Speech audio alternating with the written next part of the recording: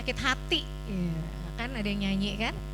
Oke, ini faktor resiko, apa penyebab? Tadi juga sebenarnya sudah ya, tapi nggak apa-apa kita simpulkan aja. Ada teknologi informasi, kami tuh dapat kasus Bapak Ibu yang ternyata kami nggak nyangka loh, ternyata game online itu bisa jadi sarana kekerasan, baik kekerasan cyberbully itu ya, ada cyberbully atau kekerasan seksual, itu masuknya dari game online. Pornografi juga masuk ke sini.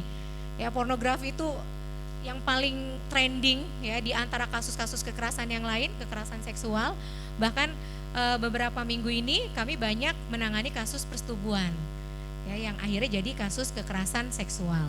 Ini teknologi informasi, kita hidup di revolusi industri 5.0, hati-hati, gadget ini bisa jadi musuh, bisa jadi sahabat. Ada di sini yang handphonenya nggak ada paket datanya? Ada semua. Ada pulsanya? Nah itu. Ada Bu aplikasinya tapi nggak bisa dibuka gitu ya.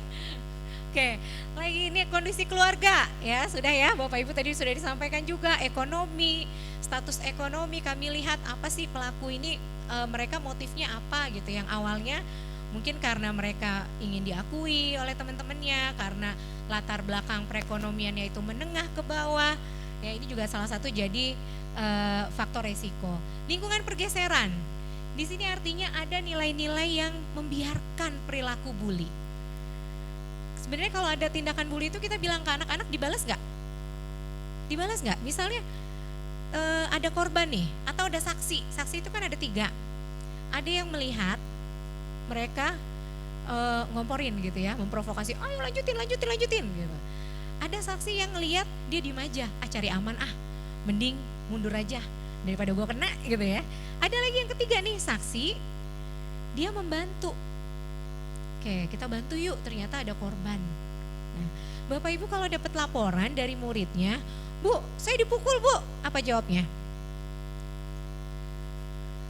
Ayo, nggak apa-apa. Ini sesi workshopnya belum terakhir Bu, belum selesai, tenang. Jadi salah pun nggak apa-apa. Apa jawabnya? Oke, siapa yang mukul? Betul ya. Nah, apalagi jawabannya? Kenapa dipukul? Apalagi? Segera minta maaf. Padahal dia korban Bu. Oh pelakunya, ini korban nih, korban atau saksi Bu, ada ini Bu, ada bully Bu atau korban lah. Bu saya dipukul. Siapa yang minta? Sakit nggak gitu ya? Ini keren-keren ya, ini zona 3 nih. Nggak yang jawab, bales aja, kamu dipukul. Oh emaknya katanya.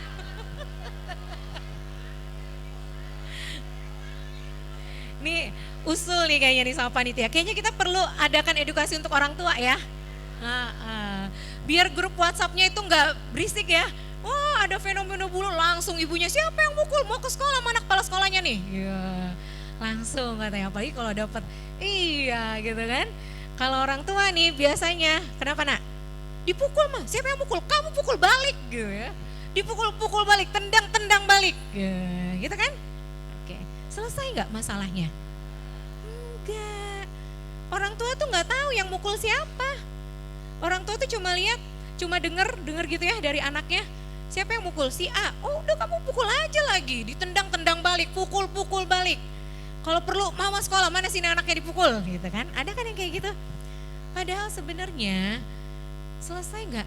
Nggak akan selesai. Kita balik lagi ke poin yang pertama tadi. Yang namanya pembuli itu biasanya lebih powerful. Bisa dia ngelawan? Gak bisa kadang tuh. Kadang beberapa anak tuh hanya untuk pertahanan diri. Dan yang paling baik adalah kamu cari pertolongan. Cari pertolongan, lari, minta tolong, lapor. Bilang, biar tidak terjadi pergeseran lingkungan. Kalau gurunya diem, kalau kepala sekolahnya diem, kalau nggak ada tindakan, itu dibiarkan dan anak-anak itu akan semakin menjadi nanti.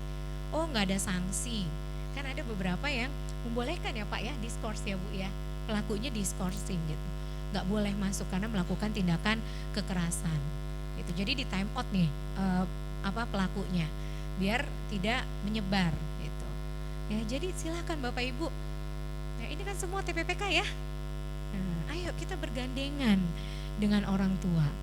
Oke ya biar mencegah kekerasan.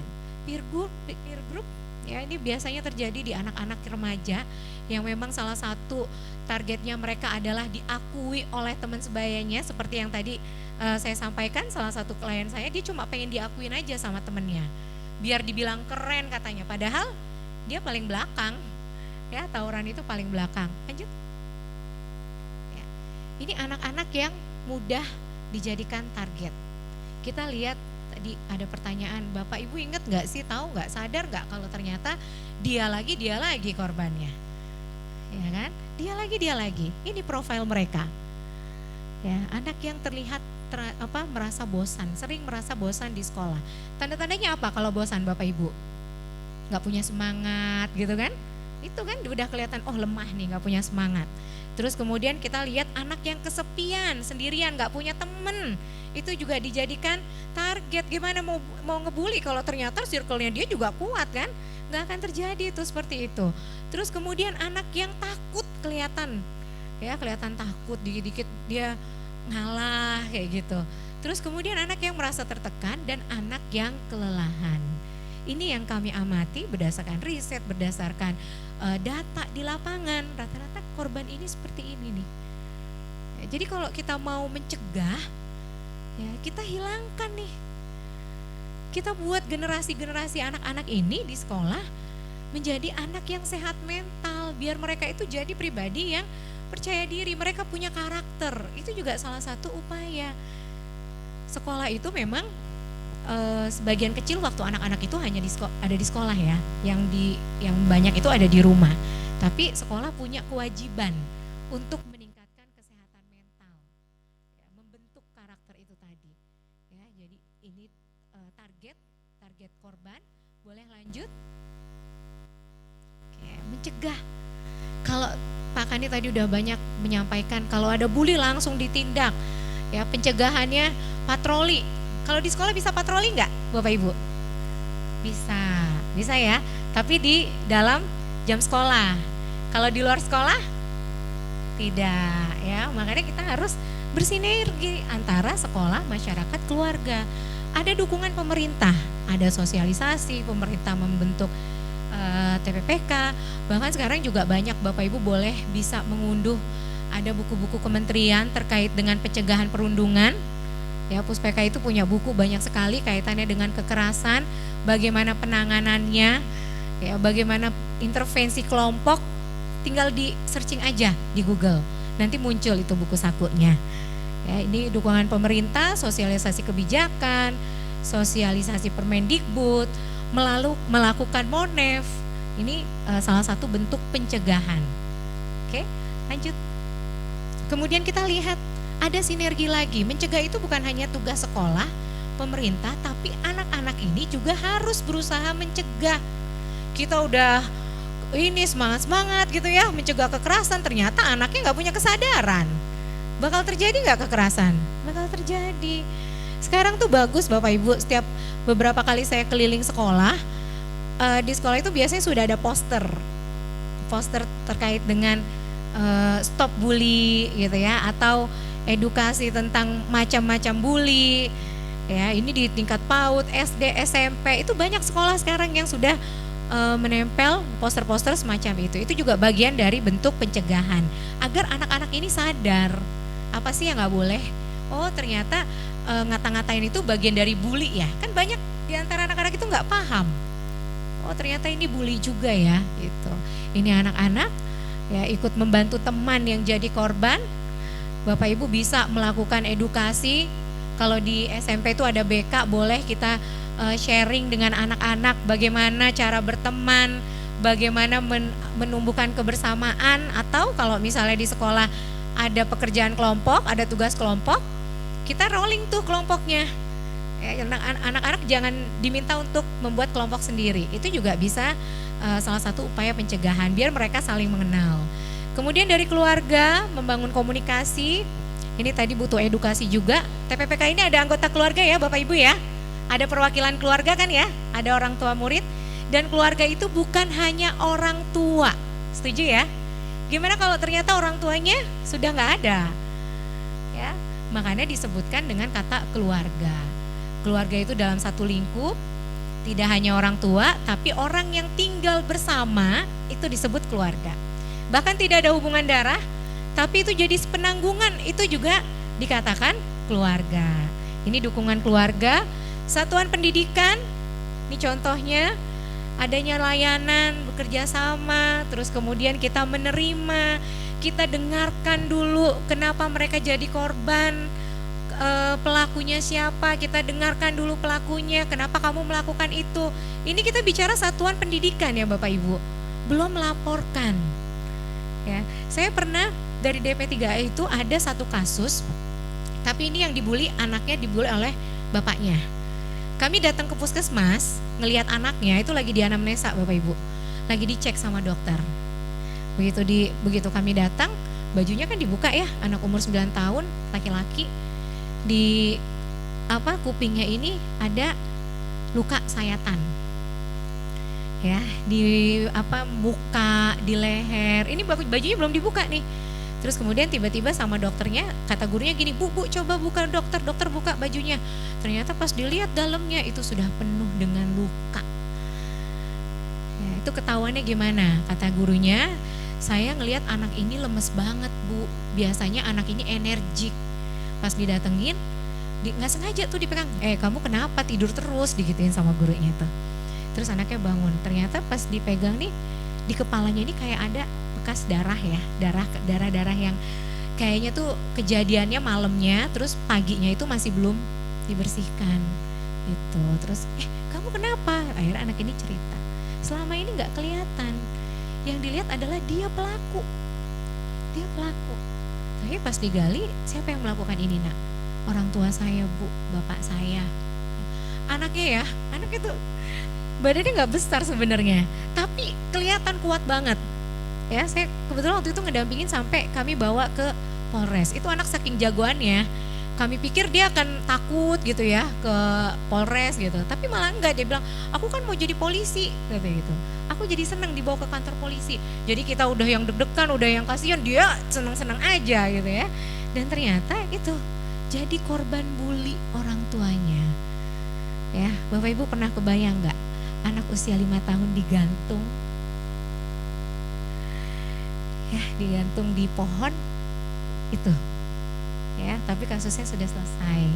Sekarang akhirnya kesepakatan anaknya diasuh oleh negara, jadi diambil alih oleh negara karena dipisahkan dari orang tuanya. Kan kalau seperti itu ya orang tuanya juga mengakui, saya memang nggak mau nih bu anaknya, jadi muter aja tuh. Orang tuanya ngerasa anaknya nakal makanya dipukul, anaknya merasa saya kan masih kecil gitu ya, nggak ngerti apa-apa, kenapa saya dipukul, dan nggak ada yang mutus lingkaran kekerasan. Jadi akhirnya kesepakatan, oke, diambil alih oleh negara. Itu juga salah satu upaya pencegahan agar nggak berlanjut, agar si anak ini tidak jadi korban terus oleh orang tuanya. Gitu ya. Ini satuan pendidikan, masyarakat kita bersama-sama dengan satuan pendidikan. Ya, termasuk pengaduan kalau ternyata ada kumpul-kumpul remaja tuh di luar jam sekolah, ada rumah kosong. Kadang kan kayak gitu ya Bapak Ibu ya, nongkrong di jalan, itu juga bagian dari kolaborasi dengan masyarakat. Lanjut. Oke, ini contoh kebersamaan kedekatan ya. Bapak Ibu bisa tadi misalnya berkelompok, kita bisa switch mereka, rolling kelompoknya. Ya, terus kemudian kita ajarkan bagaimana anak-anak itu mengelola emosi, bagaimana mereka bisa mengendalikan emosi, karena salah satu penyebab bully adalah emosional.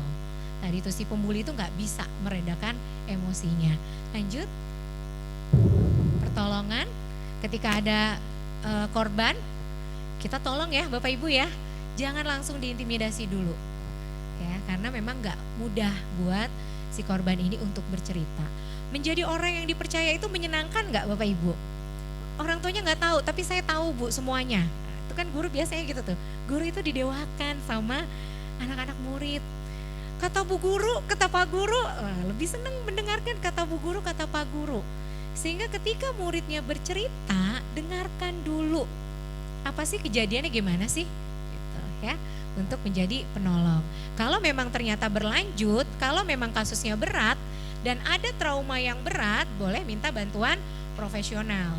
Ya, mungkin ke psikolog atau ke psikiater. Ada memang kasus bully yang pada akhirnya kami memberikan obat karena udah nggak bisa nih, depresinya udah terlalu berat gitu ya. Oke, lanjut terakhir, keamanan. Ya, kita ciptakan lingkungan yang aman, yang nyaman. Kita tindak ketika ada kekerasan.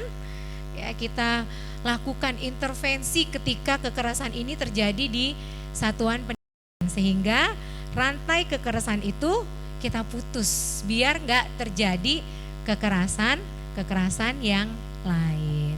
Oke, cukup Bu Lilis dari saya.